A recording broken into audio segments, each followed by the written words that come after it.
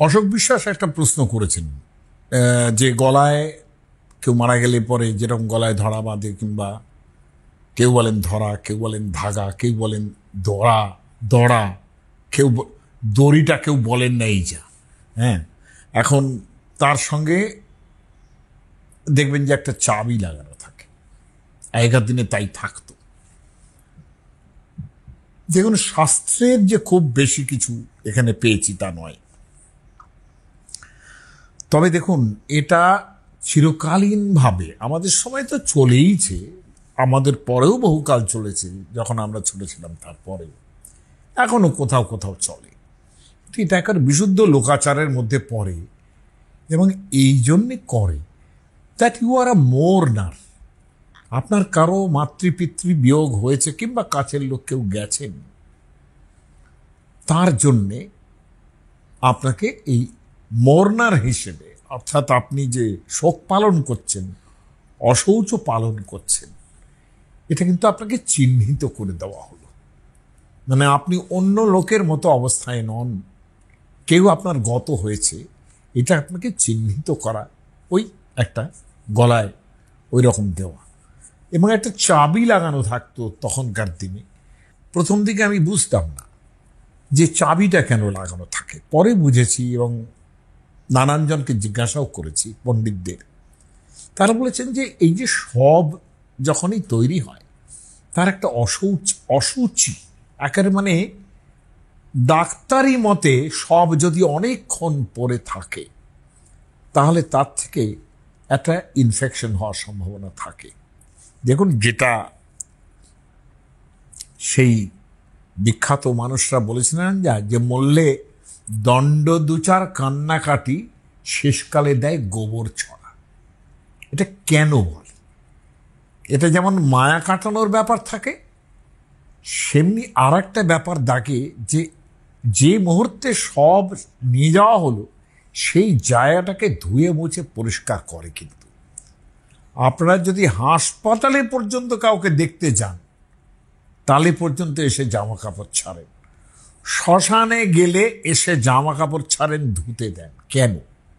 এটার পেছনে সবচেয়ে বড় কারণ যে কার কি রোগ আছে ইত্যাদি এইসব যে থাকে, সেটা একটা ব্যাপার। এবং সেখানে ওনারা আয়রন, অর্থাৎ একটা লোহার জিনিস দেহ স্পর্শ করে আছে, ওনারা মনে করতেন যে এটা অনেকটা মানুষকে প্রোটেক্টেড রাখে। লক্ষণীয় যে যারা শ্মশান থেকে ফেরেন, তাদের নিম পাতা একটুখানি দাঁতে কাটতে হয়, এবং আয়রন ছুঁতে হয়, অগ্নি স্পর্শ করতে হয়। কেন করে এগুলোর পিছনে? একমাত্র কিন্তু দিজ আর অল প্রোটেক্টিভস এগেইনস্ট, যেটা আমরা অশৌচ মানে শুধুমাত্র যে আপনি 10 দিনের অশৌচ পালন করছেন নয়, অশৌচ মানে আপনি শুচি হচ্ছেন, একটা লং টাইম ধরে আপনি নিজেকে শুদ্ধ করছেন। বাই মর্নিং আপনি শুদ্ধ করছেন নিজেকে, দিনের পর দিন, 10 দিন 11 দিন যাবে, তারপরে আপনি মানসিকভাবে মুক্ত হবেন যে এবার সত্যি একটু মায়া কাটানো উচিত। শ্রাদ্ধের ব্যাপারটা লক্ষ্য করে দেখবেন আমাদের ক্ষেত্রে, যে আমরা সবসময় ফিলসফিক্যালি শ্রাদ্ধের দিকটা যদি দেখেন, তাহলে দেখবেন খেয়াল করে যে কেউ গত হলে আপনি একটা শ্রাদ্ধের কার্ড ছাপাবেন, আপনাকে প্রায় পরের দিনই দৌড়তে হবে। মানে আপনাকে এত ব্যস্ত রাখবে সব কাজটায়। তারপরে প্রতিদিন একটা আপনাকে পিণ্ডদান করতে হবে, কিংবা জল দান করতে হবে, খাওয়াতে হবে, তার মানে আপনি ব্যস্ত আছেন। এই দিনের পর দিন এই সব কর্মে ব্যস্ত থাকার ফলে আস্তে আস্তে যিনি গত হলেন, তার কথাটা আপনার ওইভাবে থাকবে না। এই আপনি নেমন্তন্ন করতে যাবেন 5 জনের বাড়িতে, গলায় তো আগেকার দিনে গলায় গামছা দিয়ে শ্রাদ্ধের নেমন্তন্ন করতে হতো, সেখানে কোথাও মান, কোথাও অপমান, নানান রকম। আগেকার দিনের কথা বলছি। এখন সেইখানে শ্রাদ্ধে এলেন না কেউ, সেটা একটা ভয়ঙ্কর পীড়ন। এই যে ব্যাপারগুলো, এগুলো সব কিন্তু ওই সময়টা ওই 10 দিন 12 দিনের মধ্যে ঘটতে থাকবে। ফলে আপনি কিন্তু ব্যস্ত আছেন মানে যিনি গত হলেন তার প্রতি আপনার যে গভীর মায়া সঞ্চিত ছিল সেটা একটু একটু করে কাটছে। আমি মনে করি এই ফিলসফিক্যাল দিকটা শ্রাদ্ধের একটা খুব বড় ব্যাপার। দ্বিতীয়ত বলি আমি, এ কথাটা আমার কথা, দেখুন না, আত্মা মুক্তি পাচ্ছে, শ্রাদ্ধ হচ্ছে, যখন দাহ হচ্ছে, হ্যাঁ, দাহ হওয়ার সময় সবাই এই মন্ত্র বলে না, এখনকার পুরোহিতরা তো বলবেনই না। সেখানে একটা মন্ত্র সেকালে পড়া হতো, এবং শ্রাদ্ধের সময়ও দেখবেন যতগুলো পিণ্ড দিচ্ছেন তার উপরে হাত রেখে কিংবা কুশের জল দিয়ে বারবার এই কথাটা আসবে যে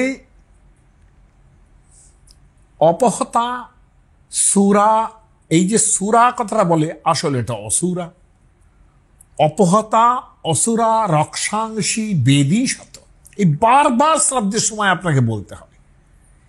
এই যে অসুরা রক্ষাংশী, অসুর রাক্ষসরা একটা এখানে তাড়ানোর ব্যাপার থাকে। তার মানে যার শ্রাদ্ধ করছি সে যেন ওই দিকে না যায়। আরও লক্ষণীয়, যখন একেবারে অন্ত্যেষ্টি হচ্ছে সেখানে এই অপহতা ইত্যাদির সঙ্গে একটা মন্ত্র পাঠ করা হতো, আমি সেটা পড়ছি। নিহন্মি সর্বম যদ অমেধ্যবৎ, যা কিছু অমেধ্য অসুচি আছে, অগ্নিদাহ করছেন সেই অবস্থায় যা কিছু অসুচি আছে সেটা আমি নষ্ট করে দিচ্ছি। মানে যিনি অগ্নি দিচ্ছেন তিনি বলছেন আমি নষ্ট করে দিচ্ছি তোমার। তাহলে নিহান্মি সর্বং যদ অমেধ্যবৎ ভবেত হতাশ্চ সর্বে সুরা দানবাময়া, অসুরা সমস্ত অসুর এবং দানবদের আমি মেরে দিলাম যিনি অগ্নি দিচ্ছেন। রক্ষাংশী, কাদের নাম করছেন খেয়াল করে দেখুন, রক্ষাংশী মানে রাক্ষসেরা, যক্ষা সপিশাচ সংজ্ঞা, পিশাচ, যক্ষ, রাক্ষস, দানব, অসুর, হতাময়া জাতুধানাশ্চ সর্বে, এবং জাতুধান যারা মায়াজাল বিস্তার করতে পারেন, এক ধরনের মায়াবী পিশাচ রাক্ষসের মতো জাতুধান, তাদের সব মেরে দিলাম। কেন কেন এটা? তার মানে যিনি যাচ্ছেন এই কথাটা ভালো করে শুনুন, যে বলে না যে আত্মার মুক্তি হয়ে গেল। আত্মার মুক্তি আপনি ঘটাবেন কি? আত্মা নিত্যমুক্ত, যিনি ভেতরে থাকেন তিনি নিত্যমুক্ত, তিনি অর্থাৎ আমার ভেতরে যিনি আছেন সাক্ষী চেতা কেবল নির্গুণশ্চ, তার কোনো কাজ নেই, তিনি আপনাকে কোনো মানে নির্দেশও দেবেন না, কিচ্ছু করবেন না, তিনি আপনি যা করছেন তার সাক্ষী মাত্র। তিনি চেতন পুরুষ, তার মৃত্যু হয় না। ভগবদ গীতা, যার জন্য বারবার শ্রাদ্ধের সময় গীতা পড়তে হয়, কেন? ওইখানে বারবার বলবে যে আত্মার কোনো মরণ নেই। কাজে সেই আত্মার মুক্তি আমরা আপনারা কি করে ঘটাব? মুক্তির কোনো প্রশ্নই ওঠে না, আত্মা নিত্য মুক্ত। তারা কি করছেন? যে সূক্ষ্ম দেহ, মন, বুদ্ধি, চিত্ত, অহংকার ইত্যাদির দ্বারা আমরা যে কামনা বাসনার জালে আটকে যাই, সেইগুলো কিন্তু ওই মন, বুদ্ধি, চিত্ত, অহংকারের সঙ্গে, সেই সূক্ষ্ম দেহের সঙ্গে জড়িত থাকে। এবং তারা উৎক্রমণ যখন হয়, তারা যখন ঊর্ধ্বে উঠতে থাকেন, সেখানে কিন্তু লক্ষ্য করে দেখুন, তারা যাতে ভূত প্রেত পিশাচ না দিকে যান, সেই জন্যে আগুন দিয়ে বলছি আমি সব মেরে দিলাম। লক্ষ্য করে দিন, একটু ভালো করে খেয়াল করবেন। কাজে আত্মার মুক্তি নয়, সূক্ষ্ম দেহের যে, যাকে এই পুরো শ্রাদ্ধ পর্যন্ত সময়টা যাকে বলা হয় আতিবাহিক শরীর। আতিবাহিক মানে যে শরীরটা ছিল তার একটা সূক্ষ্ম রূপ, যেটা আতিবাহিক মানে বহন করে ঊর্ধ্বলোকে নিয়ে যাবে। ওই 1 বছর পর সপিণ্ডীকরণের পর তাতে পিতৃপুরুষের সঙ্গে মেশানো হবে। এই যে ব্যাপারগুলো, এটা আগে খেয়াল করুন। এই আতিবাহিক শরীরের মধ্যে যে সূক্ষ্ম দেহ তৈরি হচ্ছে মন, বুদ্ধি, চিত্ত, অহংকার ইত্যাদির মাধ্যমে, সেখানে সেটা যাতে ভালো থাকে, সে যেন ভালো সংস্কার লাভ করে, তার জন্যেই কিন্তু প্রার্থনা করি আমরা। শ্রাদ্ধ থেকে আরম্ভ করে, অগ্নি সংস্কার থেকে আরম্ভ করে, সপিণ্ডীকরণ থেকে আরম্ভ করে সব কিছুর মধ্যে। কাজেই তার মুক্তি হবে কি না হবে সেটা তার নিজের কর্মের উপরে নির্ভর করছে। আমি শ্রাদ্ধ করলেই তার সেগুলো মুক্ত হয়ে যাবেন, তাহলে পূর্বজন্মের পাপ, পূর্বজন্মের পুণ্যের কথাগুলো থাকতোই না। যার যার কাজ তার তা, যার যার সঞ্চিত কর্ম, আমরা বাইরে থেকে যেটা চেষ্টা করতে পারি, প্রার্থনা করতে পারি। প্রার্থনাটাই শ্রাদ্ধ, শ্রদ্ধা, যে বাবা তুমি ভালো থাকো, যেখানেই তুমি জন্ম নাও, তুমি যেন শুদ্ধ সংস্কারের মধ্যে দিয়ে চলতে থাকো, এইটাই বলতে পারি।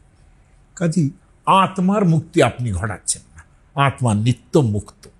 যেটা করতে চাইছেন, যে সংস্কারবদ্ধ যে জীব যা দেহের মধ্যে থাকে, সেই মানে কাম, লোভ, মাৎসর্য ইত্যাদি, সেই সংস্কারটুকু যদি ওই সূক্ষ্ম দেহের সঙ্গে যায়, আতিবাহিক শরীরের জন্য যায়, দেখবেন শ্রাদ্ধ করার সময় পুরোহিতরা একটা কুশ দিয়ে একটা পুরো শরীর তৈরি করেন।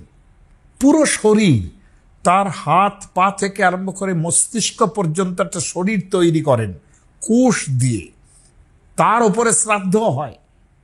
সেটা কেন করেন? তার মানে ওই সূক্ষ্ম শরীরের যে একটা চেহারা, তার একটা আকার নির্ধারণ করার চেষ্টা করেন পুরোহিতরা। কাজেই আপনি তার মুক্তি ঘটানোর জন্য প্রার্থনা করছেন মাত্র। মুক্ত হবেন কি না হবেন এটা তার ব্যাপার। কাজেই এই ব্যাপারে আপনারা যে সব সংস্কারের মধ্যে ভোগেন, যে ইনি শ্রাদ্ধ করতে পারেন, ইনি পারেন না, ইনি, এই ব্যাপারগুলো যত সংস্কারের মধ্যে যত দেখছেন, এগুলো সমস্ত কিন্তু পরবর্তীকালে ব্রাহ্মণদের তৈরি করা। আর ব্রাহ্মণরা কেন তৈরি করেছেন সেটার মধ্যে আমি নিজে ব্রাহ্মণ, আমি খুব ভালো বুঝি। কারণ তখনকার দিনে ব্রাহ্মণরা চাকরি করতেন না। একটা শ্রাদ্ধ মানে তাদের কিন্তু প্রচুর টাকা পয়সা। এই বৃষৎসর্গ করো, অমুক করো, ছাতা দাও, লাঠি দাও, মন্ত্রের মধ্যে আছে যে তুমি যাচ্ছ, তোমার মাথায় ছাতা ধরছে, তুমি যাচ্ছ, তোমার পায়ে চটি দিচ্ছি, চটি পরে, সূক্ষ্ম দেহ চটি পরে যাচ্ছে। চটি তৈরি হয়েছে কবে? হ্যাঁ, এটা আমি জিজ্ঞাসা করি, আমি পুরোহিতদের জিজ্ঞাসা করি, তারা হাসেন। হ্যাঁ, আমি একটা চটি পরছি, দেখবেন যে শ্রাদ্ধের সময় চটি, জুতো, খাট, বিছানা সব দান করছে। কিসে, কার জন্য? সে খাট বিছানায় শোবে সেই সূক্ষ্ম দেহে? এটা সম্ভব? সাধারণ কমন সেন্স কি বলে? আপনি দিচ্ছেন কেন? আপনার মনে সুখ হচ্ছে যে একটা দান করে আপনার একজন পেল, ঠিক আছে। আর ব্রাহ্মণরাই পেতেন। এখন তার জন্যে আমি কিন্তু কোনো ব্রাহ্মণ্য বিরোধী লোক নই, কিন্তু কেন কি এটা আপনাকে বুঝতে হবে। আমি তো এটা বলছি যে সূক্ষ্ম দেহ, মন, বুদ্ধি, চিত্ত, অহংকারের যে আতিবাহিক শরীর, তার পক্ষে মাথায় ছাতা নিয়ে বৈতরণী পার হওয়া, গরম পথ পার হয়ে যাচ্ছেন, তার জন্য চটি। আপনারা কোথা থেকে দেখছেন এই সমস্ত? কোথা থেকে দেখতে পাচ্ছেন? দিব্য চক্ষে, তাই না? এটা কি হয়? বৈতরণী নদী পার হচ্ছে, সম্ভব? এটা স্বর্গলোক, নরক, কিসের সৃষ্টি এগুলো? একটু ভাববেন। এটা আমি প্রশ্নটা তুলে দিলাম, একটু ভাববেন। শর্মিষ্ঠা ঘটক লিখেছেন যেরকম পুরোহিত দিয়ে শ্রাদ্ধ না করে নিজে শ্রাদ্ধ করা যায় কিনা। আমি বলবো, দেখুন, শ্রাদ্ধ যদি করতেই হয়, তাহলে তার যদি সঠিকভাবে শ্রাদ্ধ করতে হয়, এখনকার অদ্ভুত অদ্ভুত পুরোহিত কিছু আবির্ভূত হয়েছেন, যারা রবীন্দ্রসঙ্গীত করে একটু করে নানা রকম গান টান করে শ্রাদ্ধ করছেন। এই কমেমোরেশন, এটাকে শ্রাদ্ধ বলে না। শ্রাদ্ধ করতে হলে যেভাবে করা সেভাবেই করা উচিত। এটা এখন সেটা যদি করতে হয়, এত লং প্রসেস, এবং একটা যে মানুষটার কেউ মারা গেছেন, যার শ্রাদ্ধ করছেন, তার মনটা তো খুব ভালো অবস্থায় থাকে না। সেই অবস্থায় নিজে নিজে ওই মন্ত্র দেখে কোথায় কি করতে হবে, কতটুকু কোথায় কুশ দিতে হবে, কোথায় কুশের আগা দিতে হবে, এগুলো কি নিজের পক্ষে করা সম্ভব? এগুলো নিয়ম আছে যেরকম, সেরকমভাবেই পুরোহিত দিয়ে করানোটা উচিত বলেই আমি মনে করি। কারণ শ্রাদ্ধ কার্যটা যদি করতে হয়, আমরা দেখেছি এককালে যে যিনি পুরোহিত ছিলেন, এককালে খুব ভালো ভালো পুরোহিত ছিলেন, তাদের যারা পুত্র সন্তান থাকতো, তারা গিয়ে সেই প্রতিটা শ্রাদ্ধ কার্যে সে বাবার সঙ্গে যেত, এবং সে গিয়ে তার কাছ থেকে শিখতো যে কিভাবে কিভাবে পরপর কিভাবে করতে হয়। এই না শিখে শ্রাদ্ধ এবং বিবাহ এইটা করানো যায় না। এটা যারা করাচ্ছেন তারা বিবাহেও হচ্ছে আজকাল, শ্রাদ্ধেও হচ্ছে আজকাল, নানান রকম ধরনের একটু গান টান করে নানান রকম, মানে যেন একটা এলিট ব্যাপার। শ্রাদ্ধ কোনো এলিট ব্যাপার নয়। শ্রাদ্ধটা একেবারেই মনের ব্যাপার। মানুষ বিশ্বাস করে যে আমি শ্রাদ্ধ করলে তার মুক্তি হবে, এই কাজে এটা পুরোহিত দিয়ে করানোই ভালো। বিশ্বনাথ ঘোষ প্রশ্ন করেছেন, যার ছেলে মেয়েই নেই, তার শ্রাদ্ধ কে করবে? একটা জিনিস শুনবেন, আমি শেষে একটা ঘোষণা দেব, সেখানে একটা তালিকাও দেব যে কারা কি করতে পারেন না পারেন। কিন্তু কথা হচ্ছে যে খুব সুবিধেই তো আছে এইসব জায়গায়, যেখানে ভাইয়ের ছেলে মেয়ে দিতে পারেন, তারপরে উল্টো দিকে যারা শ্বশুর আছেন তাদের দিক থেকে দিতে পারেন, মায়ের দিক থেকে দিতে পারেন। ছেলে মেয়ে নেই বলে কোনো সমস্যাই নেই। আর সবচেয়ে বড় কথা কি জানেন, তর্পণের সময় আমরা মন্ত্র পড়ি যে বান্ধবা অবান্ধবা আবা, যে পণ্য জন্মনি বান্ধবা, যারা আমাদের বান্ধব মানে কিন্তু এখানে আত্মীয়, যারা আমাদের আত্মীয় নন, যারা আমাদের আত্মীয়, যারা অন্য জন্মে আত্মীয় ছিলেন, তাদের জন্যে আমি জল দিচ্ছি, তার মানে অন্য একটা লোক জল দিচ্ছে কিন্তু তর্পণের সময়। তাহলে তর্পণের সময় যদি এটা সত্য হয়, তাহলে শ্রাদ্ধের সময় সেটা সত্য হবে না। এটা এই উদারতা থাকা উচিত। দেখুন, পুরোহিতরা কি বলবেন আমার কোনো প্রয়োজন নেই, কারণ পুরোহিতরা আমি কোনো বিদ্বান লোক বলে মনে করি না। আর আমার এখানে কিছু কিছু লোক কমেন্ট করেছেন যে আপনি বেশি বোঝেন, অমুক তমুক ইত্যাদি। হ্যাঁ, আবার সনাতন ধর্মের কথাও বলছেন। আমার নিজের ধারণা, সনাতন ধর্মটা ওনারা কিচ্ছু বোঝেন না। সনাতন বলতে কি বোঝায় তাই জানেন না। তারা আমাকে উপদেশ দেওয়ার চেষ্টা করবেন না। হ্যাঁ, কাজে সেই দিক থেকে বলি যে সনাতন ধর্মের দিক থেকে যেটা উদারতার দিক থাকবে, সেটা আমাদের ধারণ করতে হবে। আজকে যুগ পাল্টেছে, সময় এসছে অন্যরকম। সেই জায়গায় দাঁড়িয়ে কে কি কতটুকু আমার সপিণ্ড হলো, আমার একেবারে কাছের লোক হলো কিনা, আমার ছেলে মেয়ে হলো কিনা, তা না হলে এটা হবে না, এটা হতে পারে না। নিয়ম অনুসারে যদি আপনি ফিলসফিক্যালি দেখেন, তাহলে এই জিনিসটা ঘটতে পারে না। সকলেই সকলের জন্য দিতে পারে, শ্রাদ্ধ করতে পারে, সপিণ্ডকরণ করতে পারে। মুখাগ্নির ক্ষেত্রেও একই ব্যবস্থা। মুখাগ্নির ক্ষেত্রেও শ্রাদ্ধাদির মতোই ব্যবস্থা, কারণ মুখাগ্নি থেকেই শ্রাদ্ধের আরম্ভ হয়ে যায়। কারণ ওখানে একটা অন্ত্যেষ্টি করতে হয়, ওখানেও একটা শ্রাদ্ধ করতে হয়, একটা পিণ্ড দিতে হয়। কাজে মুখাগ্নি যিনি করতে পারেন, তিনি তো পরবর্তীকালে মুখাগ্নি যে কোনো লোক করতে পারে। ছেলে মেয়ে না থাকলে স্বামীর অভাবে স্ত্রী করতে পারে, স্ত্রীর অভাবে স্বামী করতে পারে, কোনো সমস্যা নেই। অপূর্ব বন্দ্যোপাধ্যায় জিজ্ঞেস করছেন যে এরকম স্বামী স্ত্রীর কাজ করতে পারেন কিনা। আমি বলবো পারেন। আমি শেষে, এই সমস্ত কথার শেষে একটা তালিকা আপনাদের দেব, সেখানে বুঝতে পারবেন যে কতটা উদার আমরা হতে পারি। সঞ্চিতা বোস একটা প্রশ্ন করেছেন, তিনি নিজে জগন্নাথ আশ্রমে শ্রাদ্ধ করেছেন এবং বাৎসরিক কাজ করতে পারেন কিনা। আমি বলবো, দেখুন, বিধানের ক্ষেত্রে অনেক সময় এরকম বলে যে বাৎসরিক কাজটা মেয়েরা করবেন না, কারণ শ্রাদ্ধ ইত্যাদি তখন এমন একটা সময় থাকে না বলেই এটা করে। কিন্তু বাৎসরিকটা সবসময় বলেন যে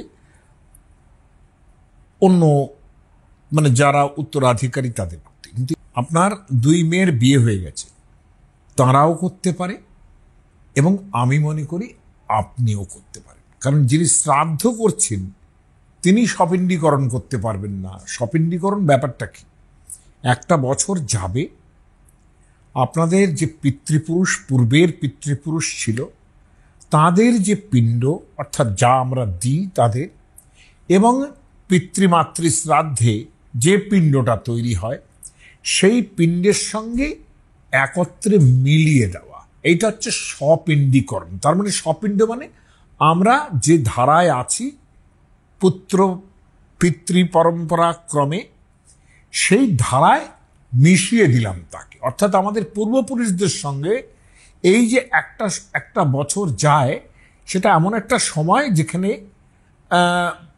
মানে ধরা হয় যে তারা এখনই ঊর্ধ্বলোকে গিয়ে পুরুষদের সঙ্গে মিশতে পারছেন না। ফলে সেই জন্যে স্বপিণ্ডীকরণের ব্যবস্থা। 1 বছর কাল তাদের মাসে মাসে শ্রাদ্ধ এবং একেবারে শেষ করে 12 মাসে শ্রাদ্ধ করে 13 মাসের একটা ব্যাপার করে স্বপিণ্ডীকরণ তৈরি হয়। এখন এই স্বপিণ্ডীকরণ মানে পিতামাতার যে পিণ্ড তার সঙ্গে পূর্বপুরুষদের পিণ্ডকে মিশিয়ে দেওয়া, স্বপিণ্ড মানে একই আত্মীয়তার জায়গায় পৌঁছলেন। দেখবেন যে এরা যখন বিধান দেয় স্বপিণ্ড মানে আপনার আত্মীয়, নিজের এই রকম লোক, এই কথাগুলো বলে। তো স্বপিণ্ড মানে একেবারেই আত্মীয় যারা, অর্থাৎ পুত্র কন্যা ইত্যাদির সঙ্গে যারা মারা গেলেন, একেবারেই উপরের পূর্বপুরুষদের সঙ্গে মিশিয়ে দেওয়া। অবশ্যই আপনি বাৎসরিক করতে পারেন, আপনার 2 মেয়ে তো পারেনি। গীতা রঙ্গি বলে একজন প্রশ্ন করেছেন যে রজস্বলা অবস্থাতে মানে এটা করা যায় কিনা। এ ব্যাপারে শাস্ত্রকারদের সত্যি একটু নিষেধ আছে যে এই অবস্থায় করা যায় না, করাটা উচিত নয়।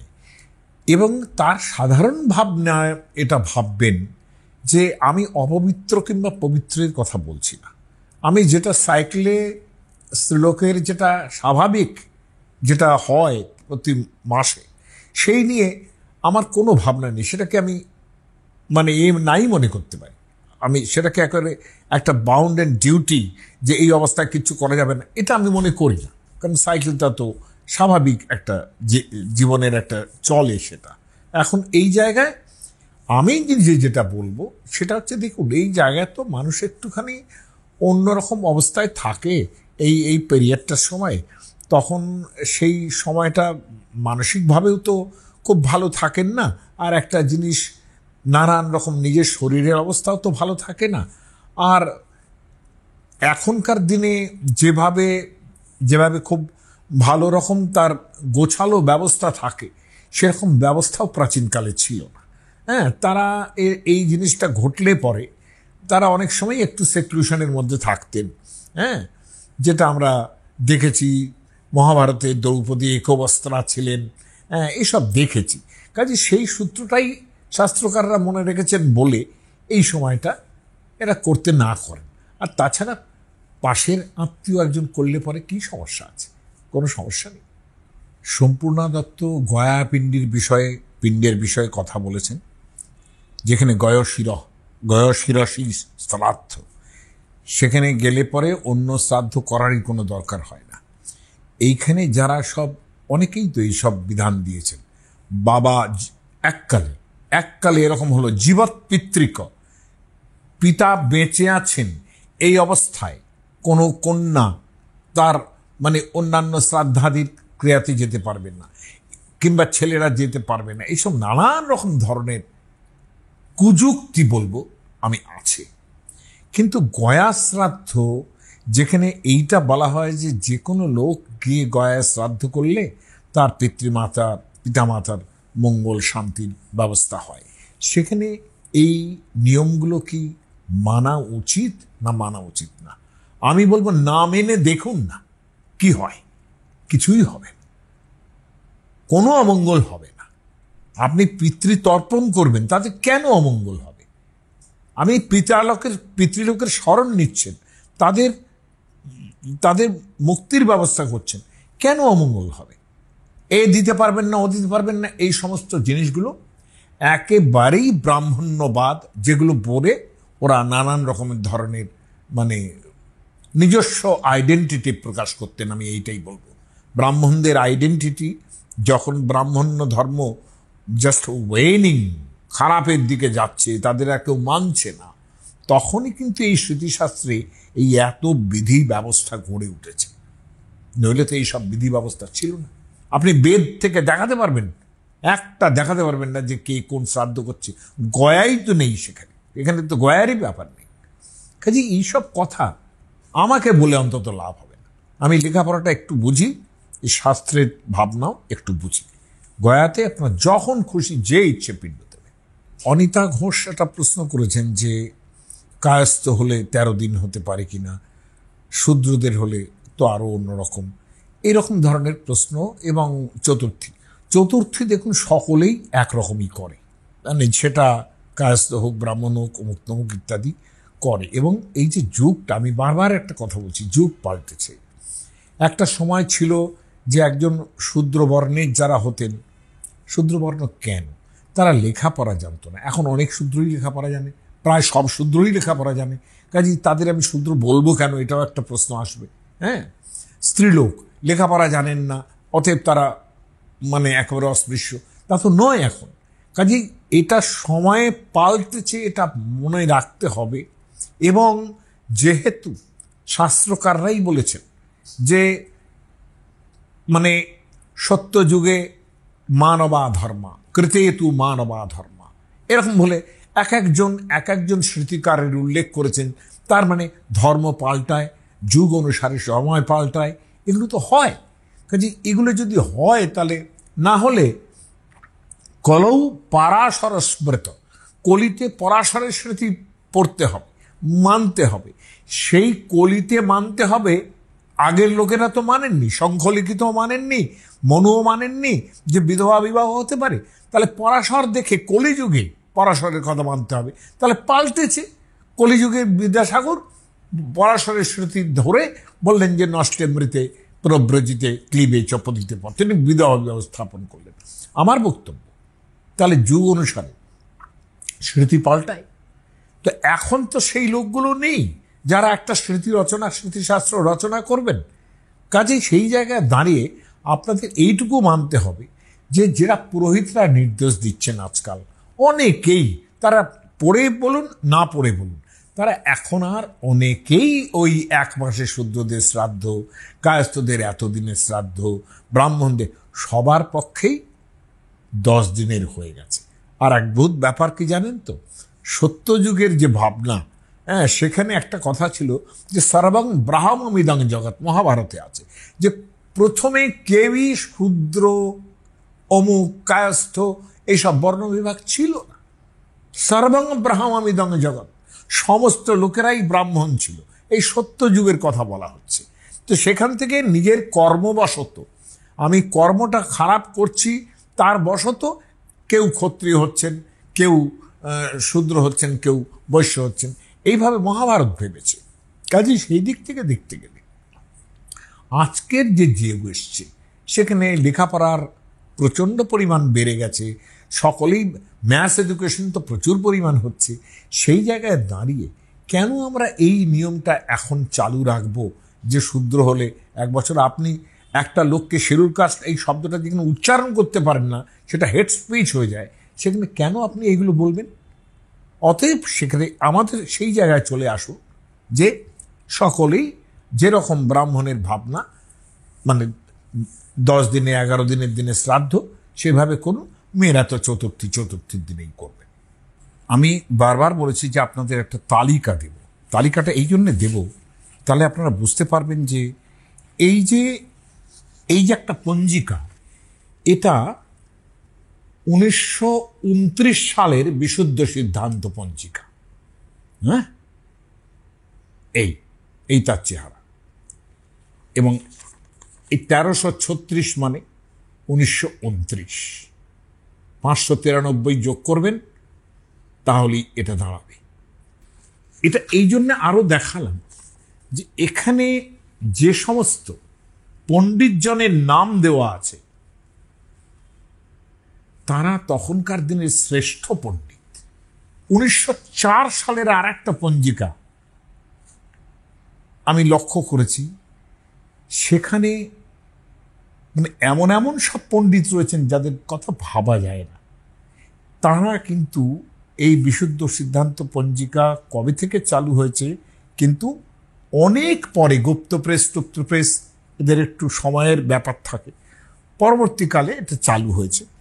কিন্তু সেইখানে আসলে রাষ্ট্রীয় পঞ্চাঙ্গ, যেখানে মেঘনাথ সাহার মতো লোক পর্যন্ত যুক্ত ছিলেন, সেই যুক্তির ওপরেই কিন্তু পরবর্তীকালে বিশুদ্ধ সিদ্ধান্ত পঞ্জিকা তৈরি হয়েছে। আমি অন্য কোনো পঞ্জিকার কোনো দোষ দেখছি না, তাদের কোনো মানে অ্যাডভার্টাইজমেন্টও করছি না বিশুদ্ধ সিদ্ধান্তের জন্য। কিন্তু পণ্ডিতরা যারা ছিলেন তারা খুব সাধারণ পণ্ডিত নন। আমার কথা ছেড়ে দিন, আমার কথা বিশ্বাস নাই করলেন। তারা কিন্তু এই 1929 সালে যে সমস্ত পণ্ডিত, তার মধ্যে কারা, এবং ইনি তো রাজা ছিলেন একদম, শরৎ কুমার মিত্র, তাঁরই ইয়েতে এই বিশুদ্ধ সিদ্ধান্ত পঞ্জিকা তৈরি হচ্ছে। চন্দ্রশেখর সিদ্ধান্ত বিনোদ, হরিদাস বসু এটা একজন ছিলেন, জ্যোতিষচন্দ্র গঙ্গোপাধ্যায় এরা ছিলেন। আর পণ্ডিতদের মধ্যে যারা আছেন, রামরত্ন, বেদান্ত রত্ন, গোপীবল্লভপুরের গোপীবল্লভানন্দ দেব গোস্বামী, তারপরে তারাপ্রসাদ ন্যায়রত্ন, পণ্ডিত মহামানুষ সমস্ত, এবং স্মার্ত জগতের তারা চূড়ায় ছিলেন। এই সমস্ত মানুষরা পঞ্জিকাতে যখন প্রথম যে মুখবন্ধ হয়, এখনকার পঞ্জিকার মুখবন্ধের মতো নয়, বেশ অন্যরকম ছিল। সেখানে দাহ কার্য নিয়ে বেশ একটা লিস্টই আছে যে কীভাবে দাহ কার্য করতে হবে, কি কি তার কাগজ জিনিসপত্র লাগবে। এখনকার পঞ্জিকায় সেগুলো অতটা থাকেই না। সেখানে বলছেন প্রেত কার্যের অধিকারীগণ। প্রেত কার্যে কারা অধিকারী, খেয়াল করে দেখবেন কতটা উদারভাবেই এরা চিন্তা করেছেন এবং শাস্ত্রীয়ভাবে চিন্তা করেছেন। যত রকম স্মৃতিশাস্ত্র আছে সবগুলো ভেবে চিনতে যেটা দেখা গেছে সেটা হচ্ছে, দেখুন, পুরুষের শ্রাদ্ধ, সে বাবা হতে পারেন, স্বামী হতে পারেন, যিনি হন, কারা কারা করতে পারেন। জ্যেষ্ঠ পুত্র, কনিষ্ঠ পুত্র, পৌত্র মানে নাতি, প্রপৌত্র মানে নাতিরও ছেলে, অপুত্রক পত্নী, কর্মসমর্থ, সপুত্র পত্নী, জ্যেষ্ঠ সহোদর, কনিষ্ঠ বৈমাত্রেয়, বৈমাত্রেয় বিমাতা আছেন, তার ছোট ছেলে, জ্যেষ্ঠ বৈমাত্রেয়, কনিষ্ঠ সহোদর পুত্র। আমি এত কিছু পড়ছি না, শুধু এটা বুঝবেন যে কেউ বাদ নেই শ্রাদ্ধ করার অধিকারীর মধ্যে। যদি ওদের শাস্ত্র মতে যদি পুরুষের লাইনটা শেষ হয়, তাহলে মেয়েদের লাইন আরম্ভ হয়।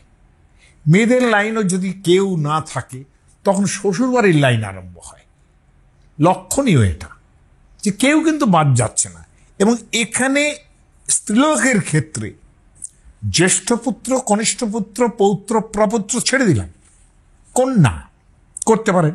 বাগদত্তা কন্যা, কেবল বিয়ে ঠিক হয়েছে, দত্তা কন্যা মানে বিয়ে হয়ে গেছে, দৌহিত্র, সপত্নী পুত্র, ভাবুন, সতীনের ছেলে, সে করতে পারবে। এটা সবচেয়ে ইম্পর্টেন্ট। পতি মানে স্বামী করতে পারে। পুত্রবধূ, সপিণ্ড মানে আত্মীয়ের মধ্যে পড়বে। সমানোদক, যাদের সঙ্গে একসঙ্গে জল চল চলে। স্বগোত্র, নিজের গোত্রের লোক, তারা কি একেবারে সরে গেল, একেবারে লাইন থেকেই সরে গেল একদম। পিতা, ভ্রাতা মেয়েদের ক্ষেত্রে, ভগিনী পুত্র মানে বোনের ছেলে, ভর্তৃভাগিনীয়, স্বামীর যে ভাগ্নে, ভ্রাতৃপুত্র, ভাইয়ের ছেলে, জামাই, ভর্তৃ মাতুল, মানে ভর্তার যিনি মাতুল, যিনি স্বামীর মামা, ভর্তার শিষ্য। আমি এরকম উদাহরণ দেখেছি যে একজন মারা গেছেন, তার কেউ নেই, মানে তার শিষ্য তার শ্রাদ্ধ করছেন, আমি এই চোখে। পিতৃবংশ পিতৃ সমানোদক, মাতৃ সমানোদক, তার মানে কি সবাই। আবার লাস্টে আছে দ্বিজোত্তম, একজন বড় ব্রাহ্মণও করে দিতে পারেন এই অগ্নি সংস্কার থেকে আরম্ভ করে শ্রাদ্ধ পর্যন্ত। কাজে কিসের বাধা থাকলো? সমস্যা কিচ্ছু নেই। আপনারা এটা দেখবেন, এটা কিন্তু শাস্ত্রানুমোদিত। সবার শেষে যেটা বলি যে আমাদের যে সময়টা এসছে এখন এই শ্রাদ্ধ এই করলে এই হবে। আমি এখন দেখছি অনেকে ভূত পিশাচে খুব বিশ্বাস করছেন। এখন লক্ষণীয় দেখছি যে ভগবানের থেকে ভূতে বিশ্বাস করছে লোকে বেশি, এবং যার জন্যে কিন্তু এই যাতে ভূতের না ধরে, ভূত না হয়, এই জন্যে কিন্তু এত শ্রাদ্ধ নিয়ে এত ভাবছেন। এখন ভাববেন না, কেউ ভূত হবে না। আপনার নিজের আত্মীয় স্বজন তারা কখনো ভূত হয়ে যেতে পারেন না প্রেত হয়ে যেতে পারেন। প্রেত শব্দটা মানে যিনি প্রকৃষ্টভাবে গমন করলেন, আর পৃথিবীতে ফিরে আসার চান্স নেই। সেই যে প্রেত যিনি চলে গেছেন, তার জন্যে আপনি মঙ্গল কামনাই করতে পারেন। শ্রাদ্ধাদি করুন, লোকজনকে দান করুন, যেভাবেই করুন না কেন, তাকে স্মরণ করাটা নিয়ে ব্যাপার। এতে যে এইরকম করে করলে পরে ভয়ঙ্করভাবে, ওই যে আগেই বলেছি যে তার আত্মার মুক্তি আপনি করতে পারেন না। আত্মা নিত্য মুক্ত, তিনি ভগবৎ স্বরূপ, তিনি আমার শরীরের মধ্যে থাকেন এইমাত্র। তিনি চলে গেলেই আমার সমস্ত দেহটা কিন্তু আর কোনো মূল্য নেই। মরলে দণ্ড দু চার কান্নাকাটি, শেষকালে দেয় গোবর ছাড়া। আমরা দেহটাকেই ভালোবাসতে থাকি, এটা বড় মুশকিল হয়ে যায়। ফলে সেই দেহের জন্য যা করার সেইটুকুই আপনি করছেন, আত্মার জন্য করার ক্ষমতাই আপনার নেই। আর ওই সূক্ষ্ম দেহ, এইটুকুই আপনার চিন্তা করুন।